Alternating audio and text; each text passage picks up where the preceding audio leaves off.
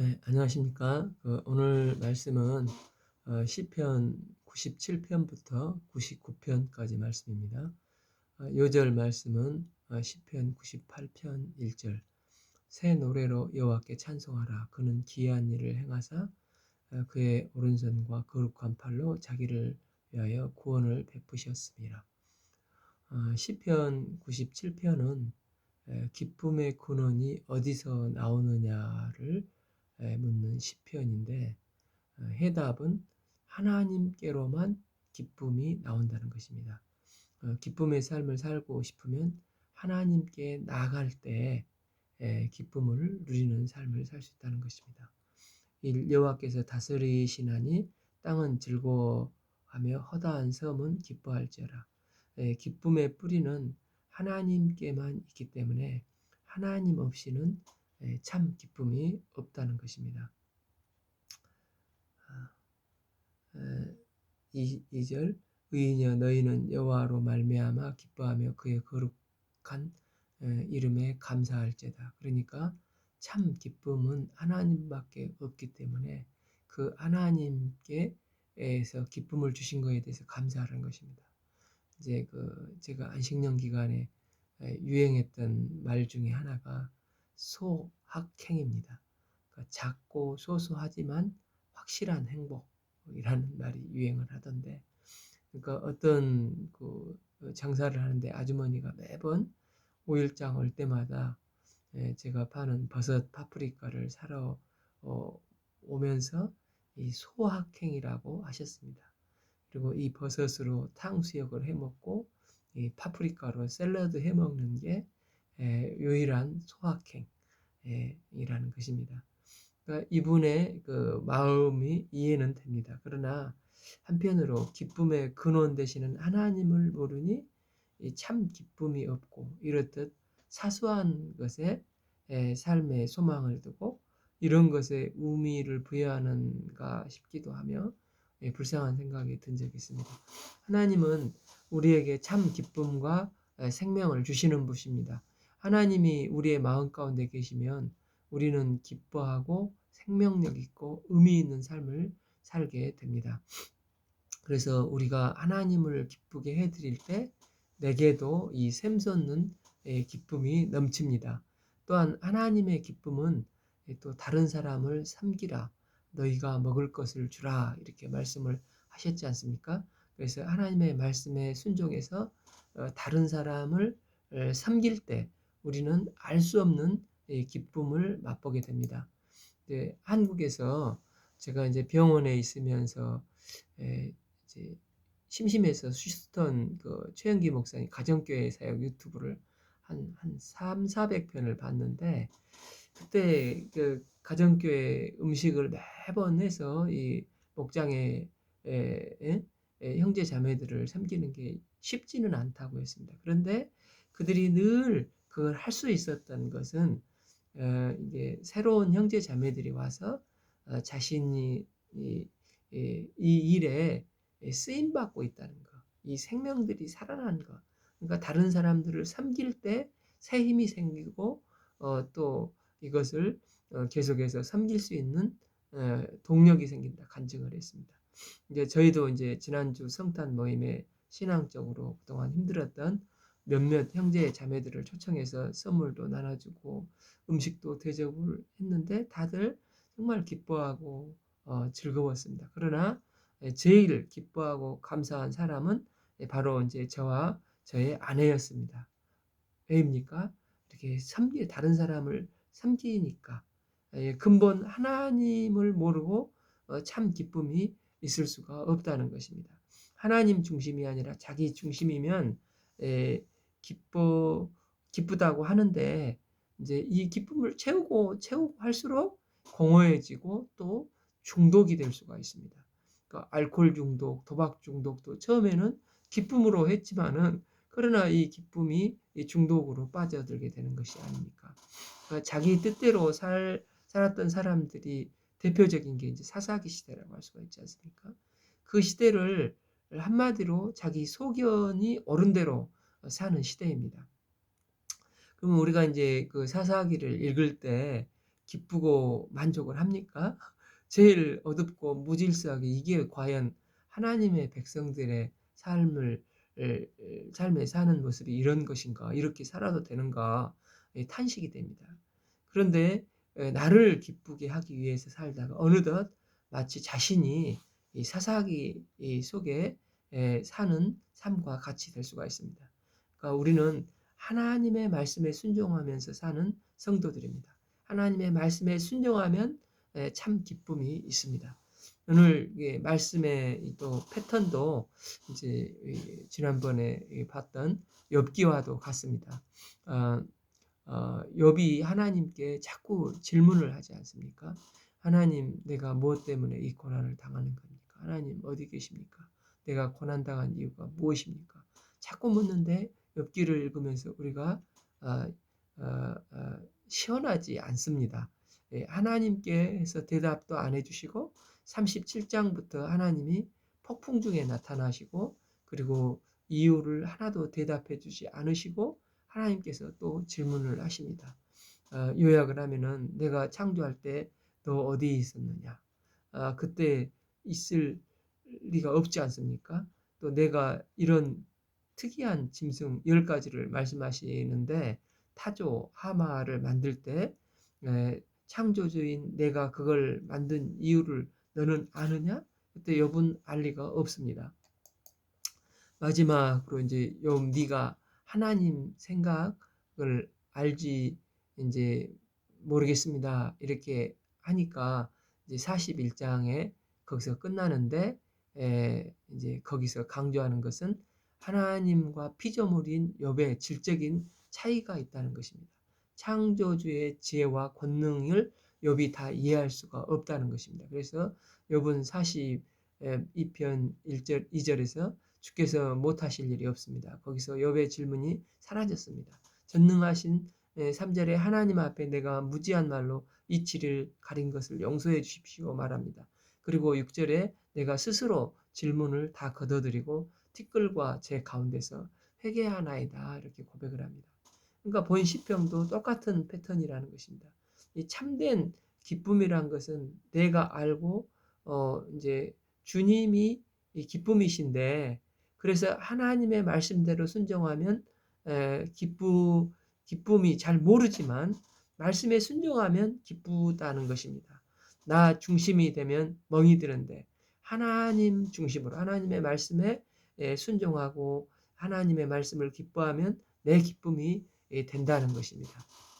2절 구름과 감이 그를 둘렀고 의와 공평이 그의 보좌의 기초로다.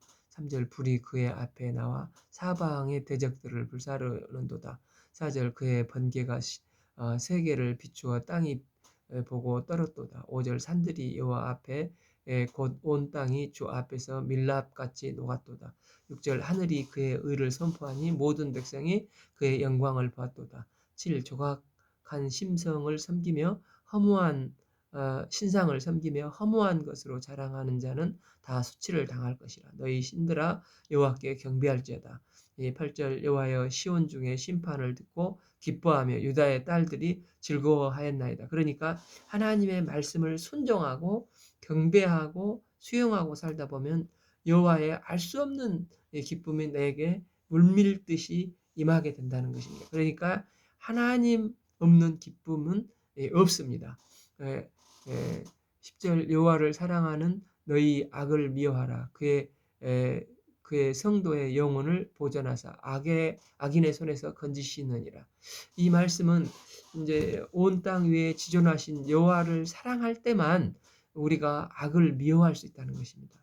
이런 변화는 나의 노력으로 혹 열심히 해서 되는 게 아니라 전적인 하나님의 은혜로 말미암아 이루어진다는 것입니다. 그러니까 에스겔서 36장 35절 또 새 영을 너희 속에 두고 내 마음을 너희에게 주되 너희 육신에서 굳은 마음을 제거하고 부드러운 마음을 줄 것이며 주님은 우리 마음에 여호와의 영을 부어 주셔서 우리 마음을 부드러운 새 마음으로 바꿔 놓으신 분이십니다.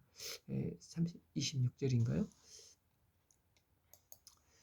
손양원 목사님이 자기 아들을 죽인 사람을 이제 양자로 삼으실 때 이제 9가지 감사 제목 중에 원수를 양자 삼을 수 있는 마음을 주신 하나님께 감사하다고 했습니다. 그 원수를 양자 삼을 수 있는 마음이 자신의 임의로 불가능한데 하나님이 주셨기 때문이라고 고백을 합니다. 우리가 주님을 사랑하게 되면 우리 속에 악을 미워하게 되는 마음을 하나님께서 주신다는 것입니다. 이런 사람은 빛이신 하나님 앞에 기뻐하며 뛰게 됩니다. 11절 의인을 위하여 빛을 뿌리고 마음이 정직한 자를 위하여 기쁨을 뿌리는 삶을 살게 된다는 것입니다. 주의 말씀에 순종하며 빛을 좋아하는 사람은 악을 미워하고 기쁨을 뿌리는 삶을 사는 사람이라는 것입니다. 주님을 사랑을 하니까 더 이상 악을 좋아하지 않게 되고 이제 싫어하게 되고 이제 미워하기 시작합니다. 하나님을 사랑하는 사람은 마음에 생각하는 것들이 다릅니다. 조그만한 악도 마음에 허용하지 하고 싶지 않습니다. 우리는 주님을 사랑하는 관계로 어, 우리를 사랑의 관계로 주님께서는 초청해 주셨습니다. 이건 정말 황홀한 초청이지 않습니까? 우리가 그냥 예수님을 단순히 믿는 게 아니라 예수님과 사랑하는 관계로 초청을 받은 그때 일어난 변화가 악을 미워하게 되고 주님과 함께 진정 즐거워하며 기뻐하게 된다는 것입니다. 12절 의인이여 너희 여호와로 말미암아 기뻐하며 그의 거룩한 이름에 감사할지어다. 결론적으로 말하면 하나님의 말씀에 순종하면 왠지 모르지만 나에게 기쁨이 넘친다는 것입니다. 사도행전 8장에서 빌립이 사마리아 성에 가서 하나님의 말씀대로 복음을 증거했습니다. 8장 8절 그 성에 큰 기쁨이 있더라. 하나님의 말씀에 순종하니까 그 성에 큰 기쁨이 있었습니다. 기쁘려고 해서 기쁜 게 아니라 하나님의 말씀에 순종을 하다 보니까 그 성에 기쁨이 있었던 것입니다. 그 기쁨은 내가 나를 기쁘게 하려고 하다 보면 이제 사사기 같이 되는데 주님을 기쁘시게 하고 또 주님을 기쁘게 하는 내용 자체가 또 다른 사람을 살리게 하는 거 아닙니까? 내가 섬김으로 다른 사람이 살아나는 것을 보면 내 기쁨이 있다는 것입니다. 시편 98편은 구원이 뭐냐? 오늘의 구원이 필요하다는 시편입니다. 그러니까 구원은 개념적으로 있는 것이 아니라 오늘 구원의 감격을 누리라 현재적으로 나오고 있다는 것입니다. 새 노래로 여호와께 찬송하라. 그는 기이한 일을 행하사 그의 오른손과 거룩한 팔로 자기를 위하여 구원을 베푸셨음이로다. 그러니까 새 노래라고 우리 지난 시간에 봤듯이 새 노래는 새로 작곡한 노래가 아니라 구원에 관한 노래가 새 노래라고 했습니다. 구원이 누구에게 옵니까? 오직 메시아 되신 예수님께 오게 됩니다. 그러니까 예수님에 관한 이야기가 이 새 노래이고 이 십자가에 관한 노래가 새 노래, 이 구원의 노래가 되는 것입니다. 2절 여호와께서 그의 구원을 알게 하시며 그의 공의를 문나라의 목전에서 맹세하셨도다. 3절 그가 이스라엘 집에 베푸신 인자와 성실을 기억하셨으므로 땅끝에 이르는 모든 것이 우리 하나님의 구원을 보았도다. 그러니까 1절, 2절, 3절에 계속해서 새 노래는 구원의 노래라는 것입니다. 그런데 우리가 이제 구원에 대해서 이제 오해하기 쉬운 게 무엇입니까?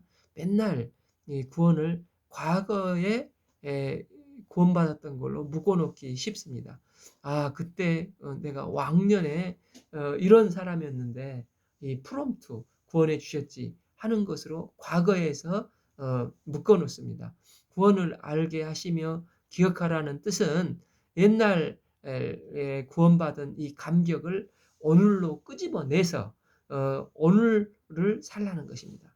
구원의 감격이 오늘날 나의 삶에 살아있지 않으면 그것은 문제가 있는 신앙이라는 것입니다.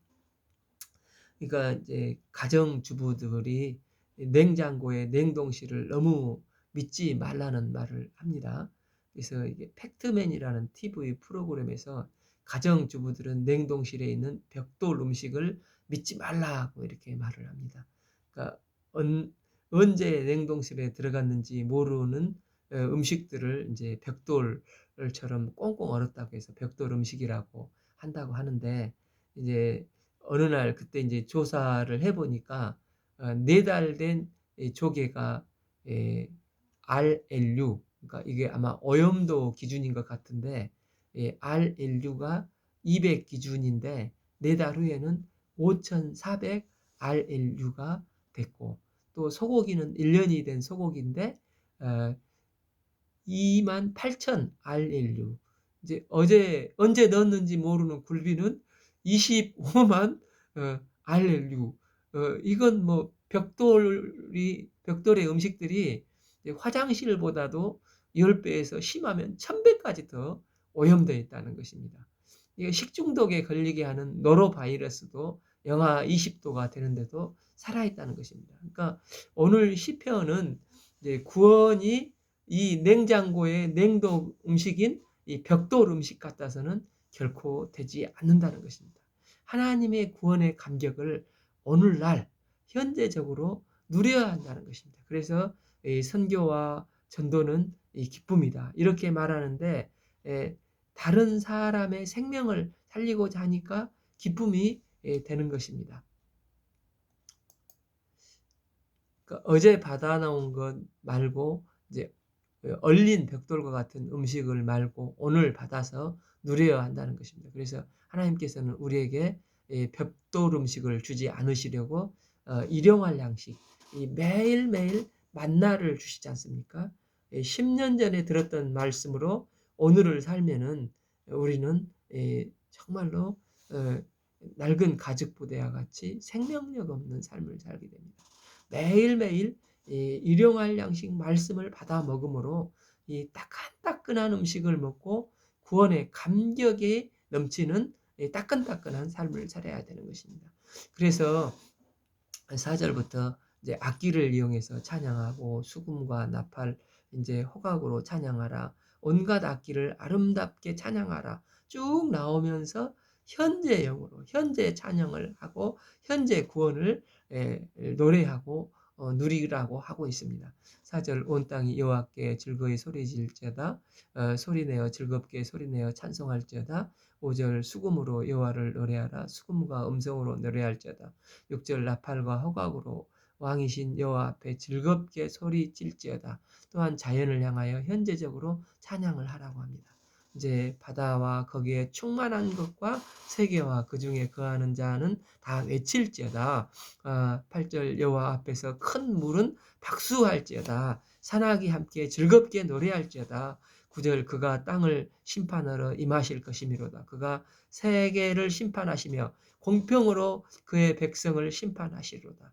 날마다 날마다 구원을 누리라는 것입니다. 즉 그가 이 땅을 심판하러 임하실 것이기 때문에 늘 노래하고 찬양을 하라는 것입니다. 그러니까 어떤 제자가 스승에게 어떻게 하면 싱싱한 신앙생활을 할 수 있겠습니까? 라고 이제 질문을 했는데, 부활의 예수님과 동행을 해야 된다, 이렇게 했답니다. 그러니까 제자가 아니 그걸 누가 모릅니까? 그랬더니 스승이 오늘 말씀처럼 아무도 포도주라는 말에 취하지 않는다. 포도주를 마셔야 취한다는 것입니다. 무슨 말입니까? 이 포도주처럼 하나님의 구원의 은혜를 내가 오늘 누려야 진짜 신앙이라는 것입니다. 성령 충만함도 오늘 충만을 해야 한다는 것입니다. 개념은 알지만 개념으로 결코 신앙생활을 해서는 안 된다는 것입니다.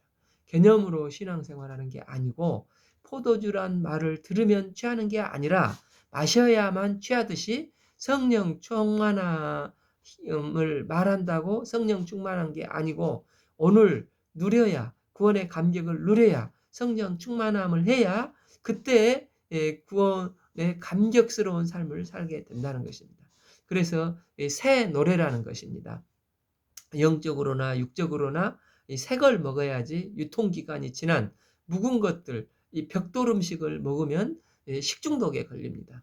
이제 매일 주님이 주시는 이 만나를 우리가 따끈따끈하게 새롭게 먹음으로 구원의 감격이 오늘 살아있고 감사가 살아있는 신앙생활을 할 수 있기를 기도합니다.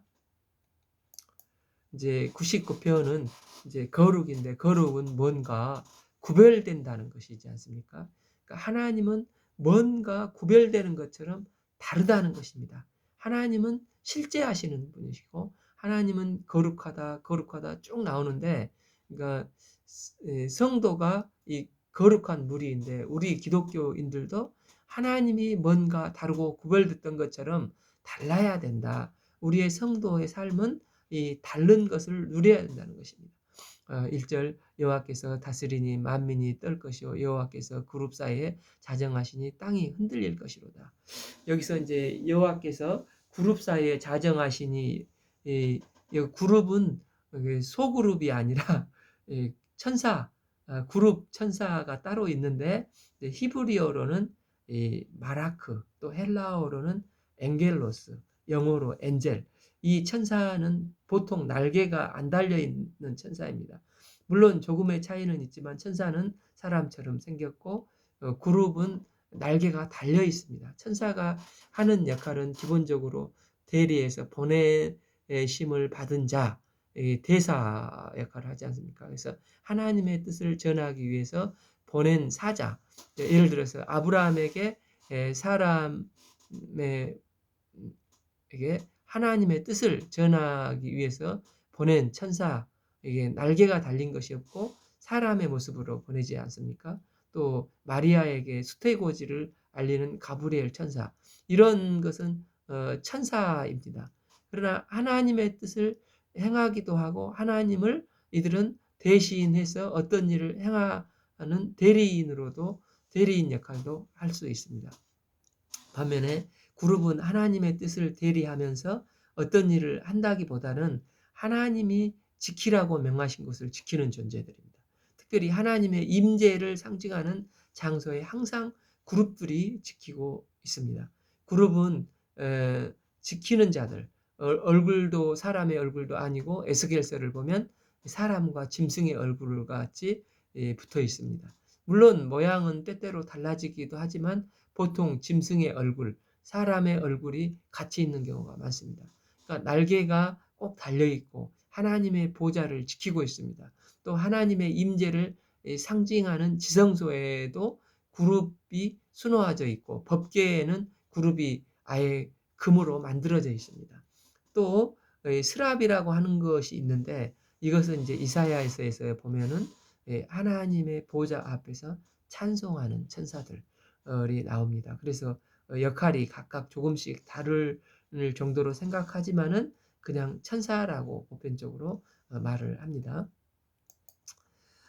이 시온에 계시는 여호와는 위대하시고 모든 민족보다 높으시도다. 이 시온은 예루살렘을 의미하기도 하지만 하나님이 통치하는 장소라고 할 수 있겠습니다. 4절 능력 있는 왕은 정의를 사랑하시느니라. 주께서 공의를 견고히 세우시고 주께서 야곱에게 정의와 공의를 행하시나이다. 5절 너희는 여호와 우리 하나님을 높여 그의 발등상 앞에 경배할지어다. 그는 거룩하시는도다. 여기서 이제 야곱의 이름은 이 속이는 자, 이 사기꾼, 어떤 죄인이라는 의미가 있지 않습니까? 그런데 하나님은 은혜를 주시는 하나님이시기 때문에 다르다는 것입니다. 은혜는 위로부터 자격 없는 자에게 값없이 주어지는 것이지 않습니까? 그래서 내가 은혜 받기 위해서 필요한 게 무엇입니까? 이제 겸손함이 있지 않습니까? 주님 나는 죄인입니다. 불쌍히 여겨 주십시오. 이렇게 겸손한 자에게 은혜가 임하고 교만한 자에게는 하나님이 대적하신다는 것입니다. 때문에 하나님은 어떤 하나님이십니까? 세상과 다릅니다. 세상은 어떤 사람을 좋아하냐면 스펙을 내세우고 공로가 있고 또 아부하는 사람들을 좋아합니다. 그러나 하나님은 다르십니다. 하나님은 은혜의 하나님으로 내가 술 끊고 담배 끊고 번듯이 한 다음에 교회에 나가겠다. 그런 사람을 하나님이 그런 모습을 원하는 것보다도 있는 모습 그대로 나오는 모습을 기뻐하십니다.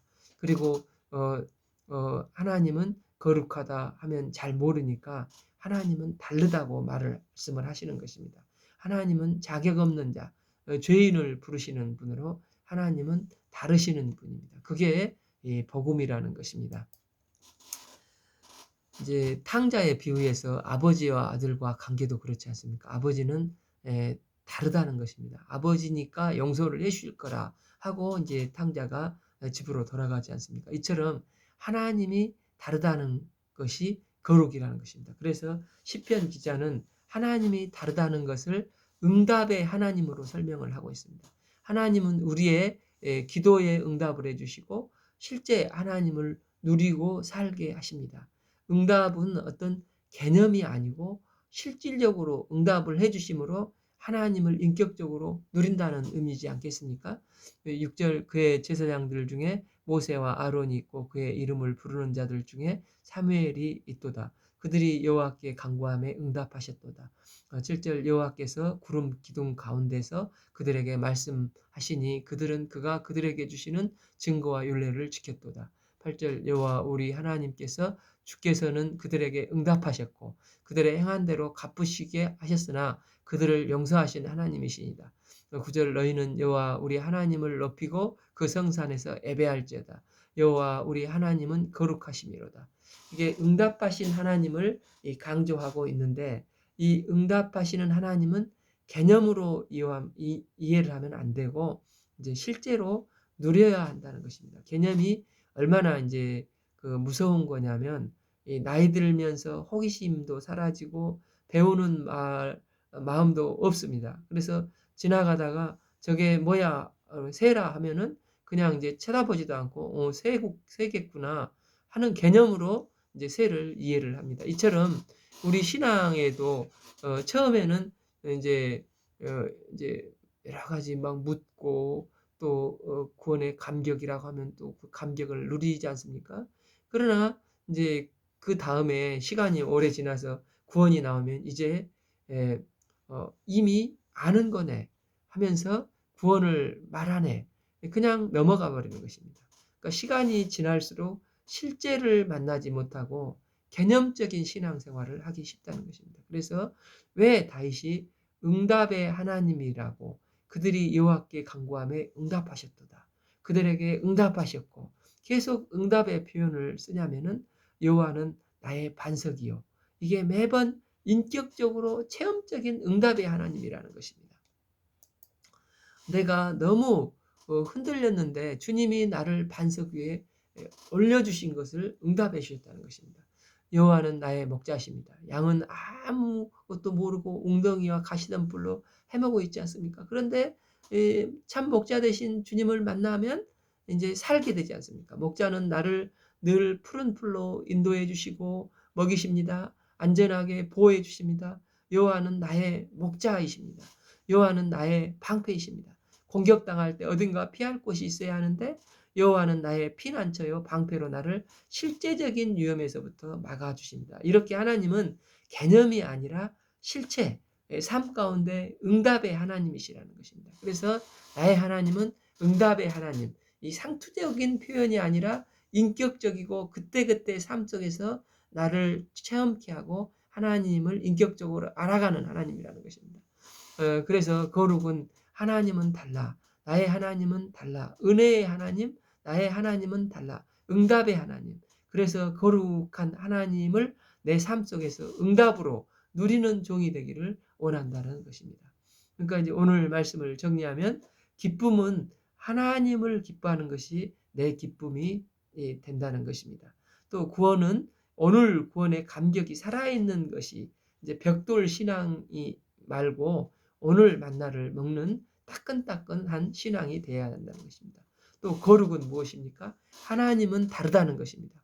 거룩하신 하나님은 은혜의 하나님, 또 응답하신 나의 하나님이시라는 것입니다. 우리가 이 하나님은 오늘날 인격적으로 체험하면서 늘 구원의 감격이 살아있는 신앙생활을 할 수 있기를 기도합니다. 오늘 말씀은 시편 97편에서 99편까지 읽겠습니다. 감사합니다.